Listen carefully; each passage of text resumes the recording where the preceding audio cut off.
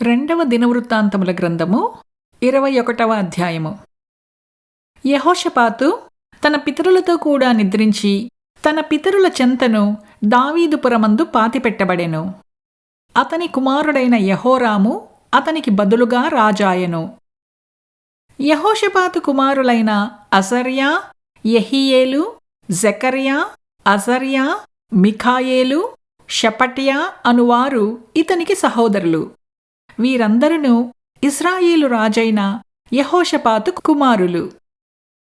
వారి తండ్రి వెండి బంగారములను బహుమానములుగా ప్రశస్త వస్తువులనేకములను యూదా దేశములో ప్రాకారముగల పట్టణములను వారికిచ్చెను. అయితే యెహోరాము జ్యేష్ఠుడు కనుక అతనికి రాజ్యమును ఇచ్చెను. యెహోరాము తన తండ్రి రాజ్యమును ఏలనారంభించినప్పుడు తన్ను స్థిరపరచుకొని తన సహోదరులనందరినీ ఇశ్రాయేలీయుల అధిపతులలో కొందరిని హతము చేసెను. యెహోరాము ఏలనారంభించినప్పుడు 32 ఏండ్లవాడు. అతడు యెరూషలేములో 8 సంవత్సరములు ఏలెను.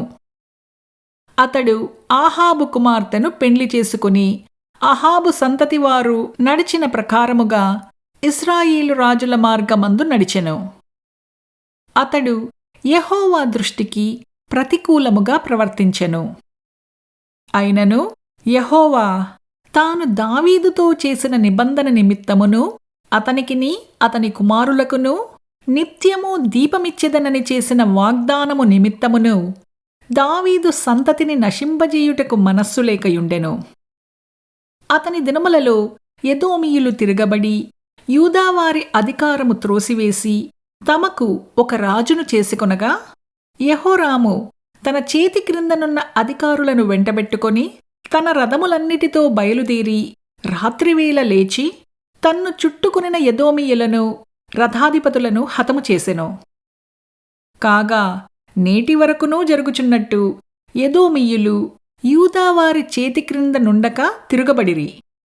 యెహోరాము తన పితరుల దేవుడైన యెహోవాను విసర్జించినందున ఆ కాలమందు లిబ్నాయును అతని చేతి క్రింద నుండి తిరుగబడెను.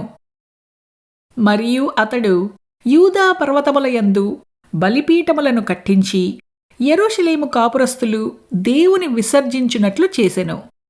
యూదా వారిని విగ్రహ పూజకు లోపరచెను.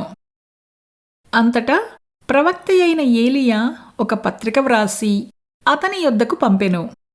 నీ పితరుడగు దావీదునకు దేవుడైన యెహోవా సెలవిచ్చినదేమనగా, నీవు నీ తండ్రి అయిన యెహోషాపాతు మార్గములందైనను యూదా రాజైన ఆసా మార్గములందైనను నడువక ఇశ్రాయేలు రాజుల మార్గమందు నడిచి అహాబు సంతతి వారు చేసిన వ్యభిచారముల చొప్పున యూదాను యెరూషలేము కాపురస్తులను వ్యభిచరింపచేసి నీకంటే యోగ్యులైన నీ తండ్రి సంతతి వారగు నీ సహోదరులను నీవు చంపియున్నావు.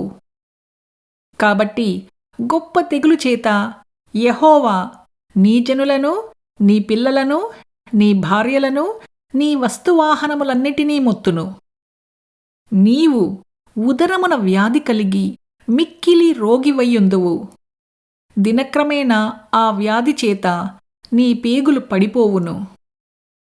మరియు యెహోవా యెహోరాము మీదికి ఫిలిష్తీయులను, కూషీయుల చేరువనున్న అరబీయులను రేపగా వారు యూదాదేశము మీదికి వచ్చి దానిలో చొరబడి రాజనగరునందు దొరికిన సమస్త పదార్థములను అతని కుమారులను భార్యలను పట్టుకునిపోయిరి. అతని కుమారులలో కనిష్ఠుడైన యెహోయాహాజు తప్ప అతనికి ఒక్క కుమారుడైనను విడువపడలేదు. ఇది అంతయు అయిన తరువాత యెహోవా కుదరజాలని వ్యాధి చేత అతనిని ఉదరమున మొత్తినందున 2 సంవత్సరములు వ్యాధి బలమగుచూ వచ్చి ఆ వ్యాధి చేత అతని పేగులు పడిపోయి బహువేదన నొందుచూ అతడు మరణమాయెను. అతని జనులు అతని పితరులకు చేసిన ఉత్తర క్రియలు అతనికి చేయలేదు. అతడు ఏలనారంభించినప్పుడు 32 ఏండ్లవాడు. యెరూషలేములో 8 సంవత్సరములు ఏలి ఎవరికినీ ఇష్టము లేనివాడై అతడు చనిపోయెను. రాజుల సమాధులలో కాక దావీదుపురమందు వేరుచోట జనులు అతని పాతిపెట్టిరి.